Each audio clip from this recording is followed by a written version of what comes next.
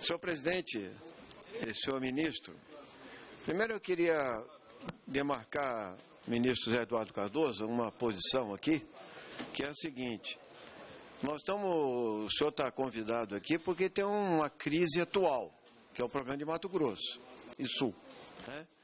Então eu quero primeiro lembrar o seguinte: eu acho intolerável a ação de milícias armadas em reuniões abertas no nosso país. Isso é crime e tem que ser punido como crime.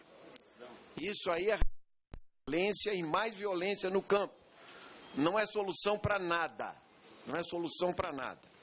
Então, eu queria primeiro colocar o seguinte. Segundo, eu acho que o governo demarcou poucas terras indígenas. Ele demarcou 1/3 do que estava previsto na Constituição Federal de 88. 1/3 está em análise e o outro nem. A PEC 215 é uma reação a isso, depois do Código Florestal, por parte de setores que se organizaram aqui nessa casa, ruralistas. E essa ideia de que isso defende os interesses do povo, me desculpe, não tem nada a ver. Nós já fizemos muito debate aqui sobre a PEC 215 lá na legislatura passada. E digo mais, hein, ministro, eu acho que a gente tem que fazer um debate real sobre a questão jurídica. E não pode ser feito aqui, entre um ministro, um parlamentar, um ministro e um relator.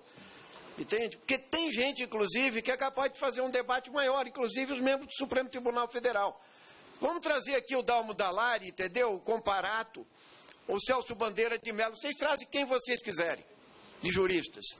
Vocês querem trazer aqueles antropólogos que eu, uma vez passada, na legislatura, trouxeram um antropólogo aí pago a peso de ouro pelo setor ruralista? Eu vou trazer Manuela Carneiro da Cunha, Viveiros de Castro aqui, e vamos ver quem é que entende de antropologia mesmo. Não gente comprada. Para concluir, deputado. Gente, então, eu queria dizer o seguinte: primeiro, tem índios morrendo. Eu sou favorável à indenização de boa-fé.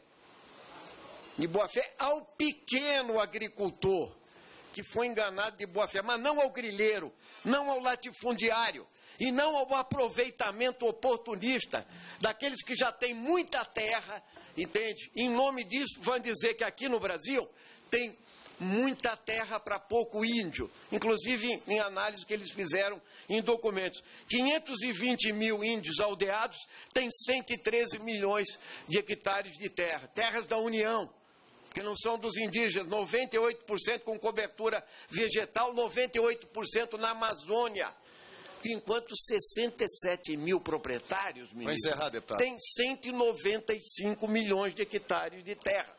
Então, eu acho que a gente tem que fazer um verdadeiro debate aqui. Eu acho até que o ministro, presidente, veio, me permita mais um minuto, Vossa Excelência deu, foi tolerante com todos. Mas é porque eu vou ter que abrir o precedente para todos os outros parlamentares. Já abriu, o precedente já foi aberto. Eu queria que o senhor encerrasse, já passaram 3 minutos. Eu vou encerrar minha voz, eu quero colocar o seguinte: se existe uma maneira de fazer ou evitar o conflito, e certamente essa PEC é inconstitucional, nós devemos trabalhar nesse sentido. Se existe, inclusive, um abaixo-assinado de 47 senadores contra a PEC 215, como tem lá no Senado, você tem que dar outro tipo de solução, que é indenizar o pequeno, principalmente em estados da pequena propriedade, e assim por diante. Mas trazer para o Congresso Nacional, para uma maioria circunstancial, demarcar terras indígenas que são administrativas da União, no meu ponto de vista, isso significa, na verdade, nunca mais demarcar terras indígenas, porque o que se quer aqui é dizer que o indígena já devia estar aculturado e integrado na sociedade brasileira. Não tem um olhar para o outro. Entendeu? Os indígenas, inclusive, digo mais, cumprirão um papel ainda mais histórico, dada a biodiversidade brasileira, a preservação de 56% da floresta amazônica e assim por diante. Então, que esse debate tenha outro foco, outra tonalidade, e não os micro-interesses, inclusive criando milícias, que é uma coisa que vai terminar em assassinato e mortes. É que eu acho que o Ministério da Justiça tem que operar, tem que agir para evitar, prender, inclusive, quem forma ministro do nosso país.